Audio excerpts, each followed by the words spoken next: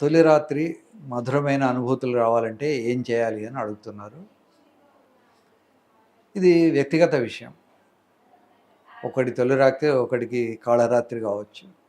ఇంకొకడికి చాలా గొప్పగా ఉండొచ్చు. చాలామంది పెళ్ళి ఇదివరకు చిన్నప్పుడు పెళ్ళిళ్ళు అయ్యేవి కనుక వాళ్ళు మొదటిసారి శృంగారం కేవలం భర్తతోటే పాల్గొనే అవకాశాలు, లేదా భార్యతోటి మాత్రమే చేసే అవకాశాలు అప్పుడు ఉంటుండే.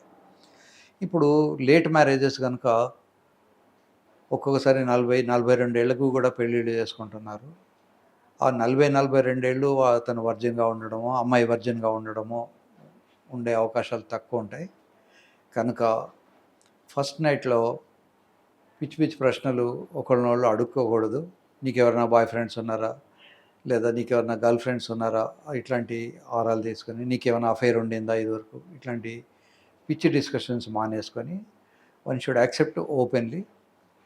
ఇప్పుడు whatever is happened prior to the marriage. ఇవాళ నుంచి మనం ఇద్దరము భార్యాభర్తలము కనుక మనం ఒకళ్ళకొళ్ళు దాపరికం లేకుండా ఇవాళ నుంచి జరిగే కార్యక్రమాలని ఎక్స్ప్లెయిన్ చేసుకుందాం. అంతేగాని పాస్ట్ విషయాలు చెప్పి అంతా చెప్పేయాలి అని చెప్పేసుకొని పొరపాటున మీకు ఏదైనా అఫైర్ ఉంటే ఆ అమ్మాయి మనసులో ఆ అబ్బాయి గురించి కొంత టెన్షన్ రావడము, గొడవలు జరగడము జరుగుతుంది.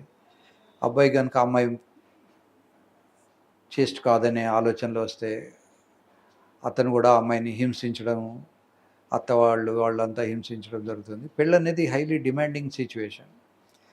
పెళ్లి చేసుకోవాలి, భర్తకు కావాల్సినట్టు నడుచుకోవాలి, అత్తగారికి కావాల్సినట్టు నడుచుకోవాలి.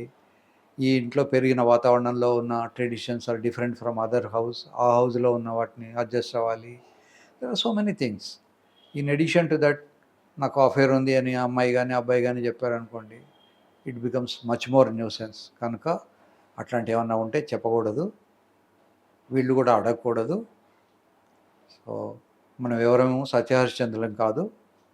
చిన్న చిన్న అబద్ధాలు ఆడవచ్చు, కావాలని పెద్ద పెద్ద అబద్ధాలు ఆడకూడదు. కానీ ఎక్కడ అబద్ధాలు ఆడవచ్చు అనేది భాగవతంలో బలిచక్రవర్తి వామనుడికి దానం ఇచ్చే ముందు శుక్రాచార్యుడు చెప్తాడు.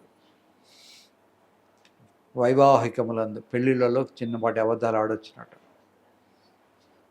మాన విత్త భంగమందు మన మానం పోయే అవకాశం ఉంది, అక్కడ అబద్ధం ఆడినా తప్పులేదు. డబ్బులు బాగా పోయే అవకాశం ఉంది, అప్పుడు కూడా అబద్ధం ఆడితే తప్పులేదు. కనుక కొన్ని సిచ్యువేషన్స్లో అవసరం అనుకుంటే చిన్న అబద్ధాలు ఆడైనా దాంపత్యాన్ని నిలుపుకోవాలి.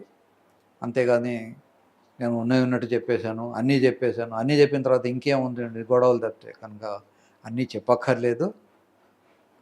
చేయి ఇలా పట్టుకుంటేనే దీంట్లో గుంభనగా ఉంటుంది, చేయి వదిలిన తర్వాత ఏముంది, ఇందులో ఏమీ లేదు. కనుక మొహమాట పడకుండా కొంచెం గుంభనగా, కొంచెం లౌక్యంతో జీవితాన్ని గడుపుకోవాలి.